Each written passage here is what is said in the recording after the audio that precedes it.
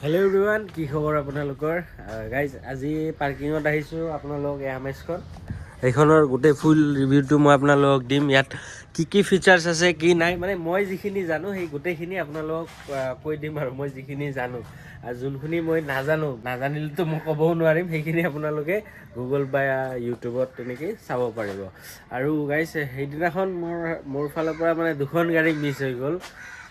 এখন আমাৰ এই লাষ্টত আছে, এইখন হিউণ্ডাই এচেণ্ট হয়, মানে একদম কম দামত পাব। মই কৈ দিম বাৰু, মই এবাৰ গাড়ীখনো দেখাই দিম আপোনালোকক। আৰু এখন ক্ৰেটাও আছে আমাৰ তাত, অট'মেটিক মডেল, সেইখনো আহিলে মই এদিন দেখাই দিম। মানে সেইখন আমি লৈ ঘূৰি আছোঁ, অলপ তেল আছে যিহেতু আমি লৈ ঘূৰি আছোঁ আৰু এইখন। চ' সেইখন মই নেক্সট ভিডিঅ'ত ক্ৰেটাখনো মই অলপ দেখাই দিম আপোনালোকক। বাকী আজি মই এইখন দেখাই দিম আপোনালোকক। এইখনত কি কি আছে ফিচাৰ্ছ, কি কি নাই। মাত্ৰ 9 মাহ পুৰণা আৰু মাত্ৰ 7,000 কিলোমিটাৰ চলাই এইখন। মই এইখন সেইফালে লৈ গৈ আপোনালোকক দেখাই আছোঁ। বলক গাড়ীখন মই তাতে লৈ লওঁ, তাৰপিছত মই আপোনালোকক দেখাই আছোঁ। বলক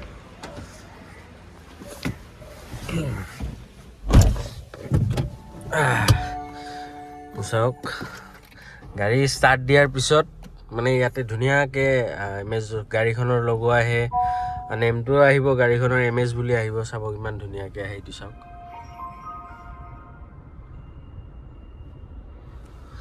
চ' গাড়ীখন মই সেইফালে লৈ লওঁ, তাৰপিছত মই আপোনালোকক এটা এটাকৈ দেখাইও আছোঁ আৰু কৈও আছোঁ। বলক বেক কেমেৰাও পাব আপোনালোকে, এইটো চাওক বেক কেমেৰা কিমান ধুনীয়া।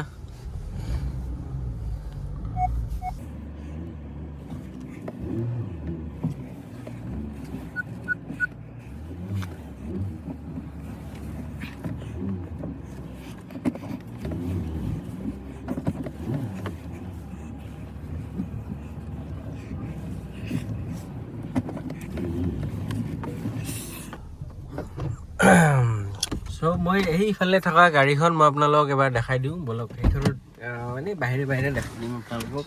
বলক এইখন চাওক, হিউণ্ডাই এচেণ্ট GLE মডেল হয়, 2009 হয়। টেক্স আপডেট আছে আপোনাৰ 2030লৈকে। গাড়ীত এটাও স্ক্ৰেচ নাই, যিখিনি আছিল কৰি দিছোঁ। 49,000 একদম জেনুইন চলা হয়। গাড়ীখন চলাই ইমান ধুনীয়া লাগে। ফ্ৰণ্ট চাইডৰ পৰাও মই দেখাই দিছোঁ। চাওক গাড়ীৰ পূৰা কমপ্লিট চিল আছে, ফাৰ্ষ্ট অনাৰ হয়, পেট্ৰলত আছে। গাড়ী চলাই মেলি খুবেই কমফৰ্টেবল। আৰু ধৰক টায়াৰ চায়াৰৰ পৰা আদি কৰি গোটেইখিনি নতুন হৈ আছে। চাওক বেক চাইডৰ পৰাও দেখাই দিছোঁ। এইখন 2009 হয়, টেক্স আপডেট আছে আপোনাৰ 2030লৈকে। আৰু ধৰক একদম 1.5 লাখ টকা হ'লে এইখন মই দি দিম। গাড়ীখন 1.5 লাখ টকাত মই দি দিম। 2030লৈকে টেক্সটো আপডেট আছে এইখনৰ।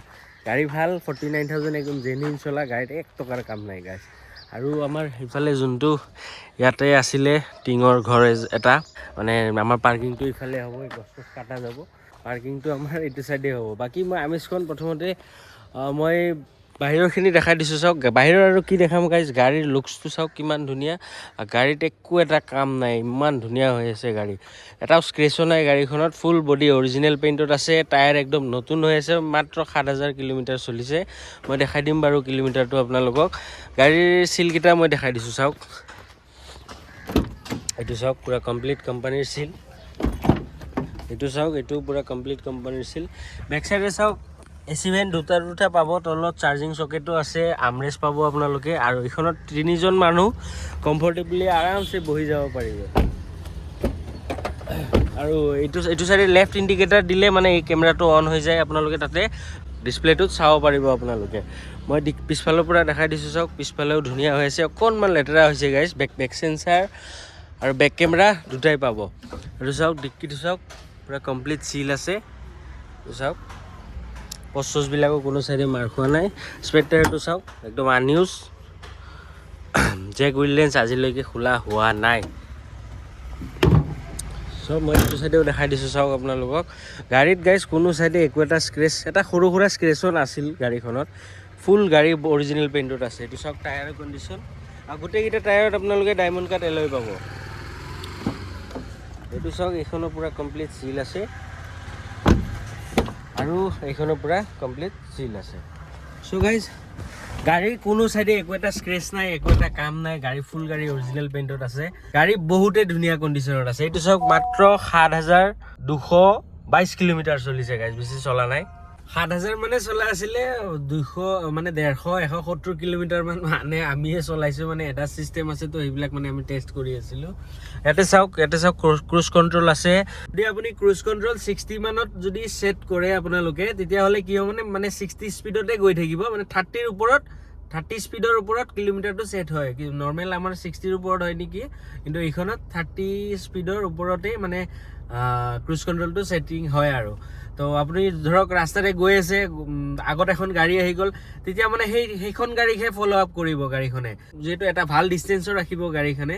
সেইখন গাড়ী যদি 40ত গৈ আছে, আপুনি এইখনত বহি আৰামছে কিলোমিটাৰটো অট'মেটিক ৰিডিউচ হৈ মানে সেইখনত ফ'ল' আপ কৰিব। সেইখন যদি ছাইড হৈ গুচি যায়, আপুনি ৰাস্তাটো যেতিয়া আকৌ খালী পাব, তেতিয়াহ'লে গাড়ী আকৌ অট'মেটিকলি মানে স্পীডটো বাঢ়ি থাকিব। আকৌ 60লৈকে আপুনি যিমানত ছেট কৰে সেইটোলৈকে আকৌ মানে এনেকৈ স্পীডটো নিজে বাঢ়ি যাব। আকৌ যদি আগত গাড়ী আহে, গাড়ীখনৰ নিজে ব্ৰেক লাগি বা স্পীড এনেকৈ কমি যাব। আৰু ধৰক কেতিয়াবা আপুনি গৈ আছে, আগত যদি গাড়ী আহি যায়, আপুনিও যদি ব্ৰেক নামাৰে, ইমাৰ্জেঞ্চি ব্ৰেক গাড়ীখনে নিজে মাৰিব। সেইটো এটা ফিচাৰ্ছ আছে। আৰু কেতিয়াবা ধৰক আপুনি যদি চলাই গৈ শুই গ'ল, তেতিয়াহ'লে কি হ'ব, বহুত সময় যেতিয়া ষ্টেৰিঙৰ মুভমেণ্টটো নাপায় গাড়ীখনে, ষ্টেৰিংটো অট'মেটিকলি ভাইব্ৰেট হ'ব, এটা বিপৰ চাউণ্ড ওলাব, বজি থাকিব। আপোনাক জগাব মানে ট্ৰাই কৰিব, আপোনাক জগাব চেষ্টা কৰিব। তথাপি যদি একো মুভমেণ্ট নাপায়, তেতিয়াহ'লে গাড়ীখন নিজে স্পীডটো ৰিডিউচ হয়, মানে স্পীডটো কমি গাড়ীখন অট'মেটিকলি ছাইডত গৈ গাড়ীখন নিজে ৰখি যাব। সেই ফিচাৰ্ছটো গাড়ীখনত আছে। আৰু ব্ৰেকিং চিষ্টেমটো ক'লোৱেই মই আপোনালোকক। আৰু এটা আছে কি, আপোনালোকে যদি লেফ্ট ছাইডৰ ইণ্ডিকেটাৰ দিয়ে, তেতিয়াহ'লে কি হ'ব, এইটো চাওক, ইণ্ডিকেটাৰটো দি দিছোঁ মই লেফ্ট ছাইডৰ, তেতিয়াহ'লে এই মিৰৰ তলত যে মই কেমেৰাটো দেখাইছিলোঁ, সেইটো চাওক, ইয়াতে দেখা পাব আপোনালোকে। এইটো চাওক, ইয়াত শ্ব' কৰি থাকিব লেফ্ট ছাইডটো আপোনাৰ। চ' গাড়ী 11 লাখ টকাত হণ্ডাই বহুত ভাল গাড়ী দিছিলে, বহুতখিনি ফিচাৰ্ছ আছে। আৰু এই ফিচাৰ্ছখিনি মই যিখিনি ক'লোঁ আপোনালোকক, এইখিনি মানে 10-11 লাখ টকাৰ বাজেটত এইবিলাক ফিচাৰ্ছ নায়েই। প্ৰথমবাৰ চাগে ইণ্ডিয়াত হণ্ডাই দিছে। আৰু তাৰপিছত বাকী মই বস্তুখিনি দেখাই দিওঁ, আৰু কিবা থাকিব পাৰে, মই সিমান এটা ভালকৈ নাজানো। কোনোবাই যদি জানে নিজে চাই ল'ব আপোনালোকে। এইফালে চাওক, বাকীখিনি মই দেখাই দিছোঁ। এইটো চাওক, এইটো টাচ স্ক্ৰীণ হয়, দেখিছে আপোনালোকে, কেমেৰা গোটেইখিনি ইয়াতে শ্ব' হ'ব। এইখিনি আমাৰ ক্লাইমেট কণ্ট্ৰলখিনি হয়। AC হিটাৰ ধুনীয়া কাম কৰি আছে। আৰু তলত আছে ৱায়াৰলেছ চাৰ্জিং পইণ্ট আছে। কাৰোবাৰ মোবাইলত যদি ৱায়াৰলেছ চাৰ্জিং ছাপৰ্ট কৰে, ইয়াত ৰাখিলে হ'ল, মোবাইলটো চাৰ্জ হৈ যাব অট'মেটিকলি।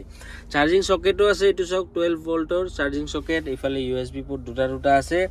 বটল হোল্ডাৰ, আৰ্মৰেষ্টটো নাই বাৰু ইয়াতে, যদি লাগে আপোনালোকে লগাই ল'ব পাৰে। ইয়াতেও কিবা ৰাখিব পাৰিব। আৰু গোটেইকেইটা দৰ্জাত পাৱাৰ উইণ্ডো পাব।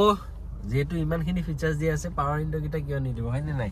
তাৰপিছত ইফালে 4টা পাৱাৰ উইণ্ডো আছে, ড'ৰ লক আনলক, মিৰৰ এডজাষ্টেবল, ORBM-টো আছে, টিপি দিলে সোমাই যাব, আকৌ টিপি দিলে ওলাই যাব। এইটো আমাৰ মিৰৰ এডজাষ্টেবলটো হয়। হিল এছিষ্ট, গাড়ীখন পুছ বাটন ষ্টাৰ্ট হয়। গাড়ীত ফিচাৰ্ছৰ কোনো কমি নাই, খালি ছানৰুফটো নাই গাইজ। চ' মই গোটেইখিনি দেখালোঁ। ইঞ্জিনটো আপোনালোকক দেখাব আছে, ইঞ্জিনটো মই দেখাই দিওঁ বলক। গাড়ী ষ্টাৰ্টে হৈ আছে, মই আৰু আজি ষ্টাৰ্ট কৰি নেদেখুৱাওঁ। 7,000 চলা গাড়ী গাইজ, একদম বাম্পাৰ টু বাম্পাৰ অৰিজিনেল পেইণ্টত আছে। ইঞ্জিন ৱাৰেণ্টি গোটেইখিনি পাব গাড়ীখনত। মই তথাপি জাষ্ট ফৰ ফৰ্মেলিটিছৰ কাৰণে আপোনালোকক মই ইঞ্জিনটো দেখাই দি আছোঁ বলক।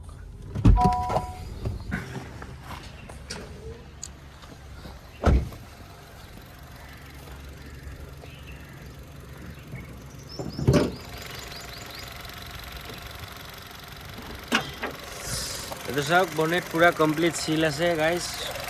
নন এক্সিডেণ্টেল হয় আমাৰ গোটেই গাড়ী, তেনেকুৱাই নন এক্সিডেণ্টেলে থাকে। মই কওঁ প্ৰত্যেকটা ভিডিঅ'তে মই আপোনালোকক কৈ দিওঁ, আজিও কৈ আছোঁ, একদম নন এক্সিডেণ্টেল গোটেইকেইখন যিমানকেইখন আছে। আৰু ইঞ্জিন চিল পাব গোটেইকেইখন গাড়ী। চাওক ইঞ্জিনৰ কণ্ডিশ্যন কিমান ধুনীয়া হৈ আছে। এফ্ৰণ্টটোও চাওক, কোনো চাইডে মাৰ খোৱা নাই গাইজ। এইফালে চাওক, তল চাইডে চাওক, একদম নতুন হৈ আছে। চাওক,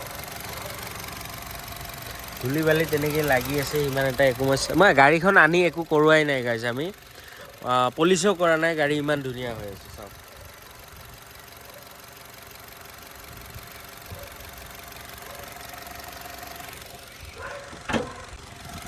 মই গাড়ীখন আৰু এবাৰ দেখাই দিছোঁ, অকণমান লেতেৰা হৈ আছে। গাড়ীৰ ফ্ৰণ্ট চাইডৰ লুকছটো চাওক গাইজ, একদম প্ৰিমিয়াম লুক হয়। গাড়ীত কোনো চাইডে একো এটা স্ক্ৰেচ নাপায় আপোনালোকে। গাড়ীত 1 টকাৰ কাম নাই, ফুল গাড়ী বাম্পাৰ টু বাম্পাৰ অৰিজিনেল পেইণ্টত আছে। মাত্ৰ 7,000 কিলোমিটাৰ চলিছে আৰু গাড়ীৰ বয়স মাত্ৰ 9 মাহ হৈছে গাইজ। চাওক আপোনালোকে গাড়ীৰ কণ্ডিশ্যন, টায়াৰৰ পৰা আদি কৰি চব ব্ৰেণ্ড নিউ কণ্ডিশ্যনত আছে। চ' গাইজ গোটেইখিনি দেখালোঁ আপোনালোকক। এইখন 2025ৰ হয়, হণ্ডা আমেজ 3rd জেনেৰেশ্যন ZX, একদম টপ মডেলটো হয়। মেনুৱেল ট্ৰান্সমিশ্যনত আছে, মানে মেনুৱেলত আছে। গাড়ীৰ গোটেইখিনি দেখালৈ আপোনালোকক, ফিচাৰ্ছখিনিও মই গোটেইখিনি কৈ দিলোঁ। চলিছে কিলোমিটাৰটো মাত্ৰ 7,000 কিলোমিটাৰ চলিছে। এইটো চাওক 7,222 কিলোমিটাৰ। গাড়ীৰ আৰু বিশেষ তেনেকুৱা একো ক'বলগীয়া নাই, যিখিনি জানো মই গোটেইখিনি ক'লোঁ আপোনালোকক। গাড়ীৰ পৰা কমপ্লিট চিল আছে আৰু নতুনত 11 লাখ টকা, মানে অলমষ্ট 11 লাখে পৰে আৰু 9 মাহ পুৰণি হৈছে। চ' এইখনৰ মই দাম ৰাখিছোঁ 7,90,000 টকা। সেইটো মোৰ অলমষ্ট দিয়া দামটোৱে ক'লোঁ মই আপোনালোকক। তাৰ পৰাও মই কিবা অকণমান চাই দিম। 7,90,000 তাৰ পৰাও মই কিবা অকণমান চাই দিম আপোনালোকক মোৰ ফালৰ পৰা যি পাৰোঁ। আৰু ৰিফাইনেন্সো হৈ যাব আৰামছে। আপোনালোকে য'ৰে অসমৰ য'ৰে কি নহওক, আপাৰ আছামৰ হওক, তিনিচুকীয়া, ডিব্ৰুগড়, ইফালে যিমান যি আছে, এইফালে লয়াৰ আছামে কি নহওক, মুঠতে অসমৰ হ'লেই হ'ল। মেঘালয় চেঘালয় অৰুণাচলৰো হৈ যায় আজিকালি, মানে লাহে লাহে হৈ আছে। কিছুমান নেগেটিভ এৰিয়া থাকে, সেইবিলাকত নহয়। বাকী আমাৰ অসমৰ য'ৰে কি নহওক, আপাৰ আছাম হওক, লয়াৰ আছাম হওক, হৈ যাব আৰামছে। চ' গাইজ গোটেইখিনি দেখালোঁ আপোনালোকক, গোটেইখিনি ক'লোঁ।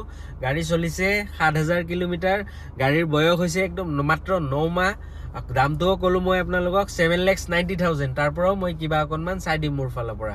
ৰিফাইনেন্সো হৈ যাব আৰামছে, প্ৰফাইল ভাল হ'লে হ'ল। চ' গাইজ যদি ল'ম বুলি ভাবিছে, মোৰ স্ক্ৰীনত নাম্বাৰ আৰু এড্ৰেছ দিয়া আছে, তাতে কণ্টেক্ট কৰিব। আজিলৈকে এইখিনিয়ে, লগ পাওঁ আমাৰ নেক্সট ভিডিঅ'ত। চেনেলটো ছাবস্ক্ৰাইব কৰি দিব। Love you all guys, tata bye bye, C you soon. আৰু যদি কাৰোবাক দেখাব মন আছে ভিডিঅ'টো, শ্বেয়াৰ কৰি তেখেতক দি দিব। চ' গাইজ টাটা বাই বাই।